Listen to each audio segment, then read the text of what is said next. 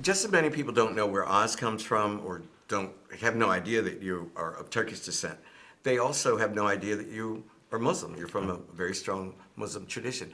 How does the Muslim religion affect your identity or sense of yourself?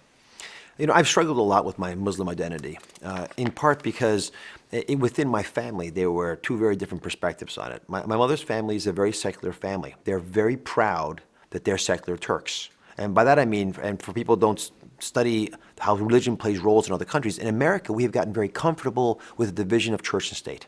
Our religion is very dear to us, it's precious to us, but we don't look to our political leaders to give us religious insights. That is a departure from the norm in Islam. Islam is a religion, but it's a law. And so it is very often, in fact, in almost every country but Turkey, they are integrated. So your political leaders are your religious leaders. And so in Turkey, there was a separation made. It was a very painful event. The caliphate, who was the pope of the Muslims, was thrown out of Turkey. Imagine deposing the pope in order to free your country to grow, which is what Ataturk had as a vision. And so my mother's family are very strong secularists. They're religious people, but in privacy. They never flaunt it, they never talk about it. It's frankly none of your business, in their opinion, that they happen to be Muslim. In fact, they don't care what you are. And historically, Turkey, the Ottoman Empire, was all about that. If you look at the history of the Jews, for example, the fact that in 1492, when Columbus was sailing the ocean blue, the Spaniards were kicking all the Jews out, and they came to Turkey, many of them. And they lived there for hundreds of years, these ancient, beautiful cemeteries in Turkey that are all in Hebrew. I can't read any of the letters. They had a very strong culture there. They were welcome to Turkey because Turkey, Istanbul, was a meritocracy.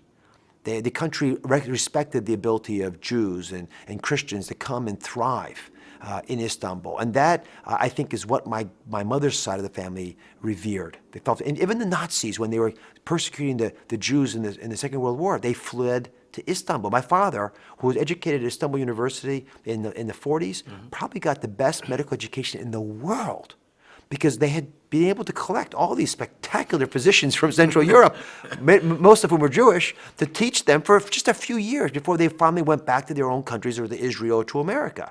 And so my mother's family was all about the ability of people with very different backgrounds to come together and have an integrated society. My father's family, a much more traditional family from the central parts of Anatolia, where religion was their core essence. It's what defined who they were. It's what gave them their morality. They would never feel comfortable separating away their view towards the law from the view towards religion. They just seem so obviously and beautifully and elegantly integrated. Why would you try to carve them apart?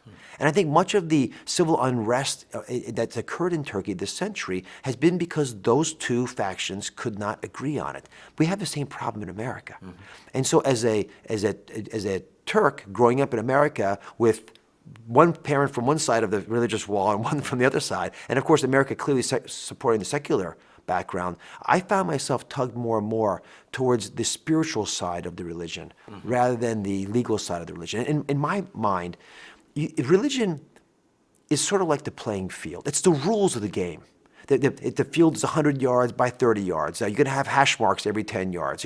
Those are just the rules.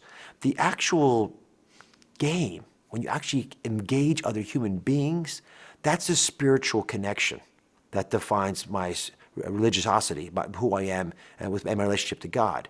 And that is something that I have found not just in Islam.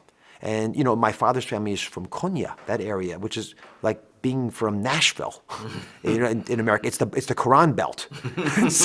and so the whirling dervishes were there, and they were Sufis, these whirling dervishes. And although my father's family is not strictly speaking of the Sufi order, that's the order I resonated to, because it was much more mystical, much more interested in taking away the 99% of reality that we think is there, and looking at the real important 1% that's beneath that veneer, the true connection with God. And I have found that not just in the Sufi insights into Islam, but in my wife's religion, because although she's Protestant, she's a follower of the Swedenborgian Protestantism. And Swedenborg was a man, he's called the Buddhist of the West. But the Sufis would revere him because he was all about the connection. If you look at the Mevlana, if you look at the great poets of that tradition, they were speaking about the reed that cries in the wilderness because it's been cut away from the stalk that led to its connection to the God that you always seek connection to. And that's my perspective on religion, and it's covered so beautifully in Sufi Islam. But when you get caught up into the religious, legal aspects of religion, it frustrates me to no end.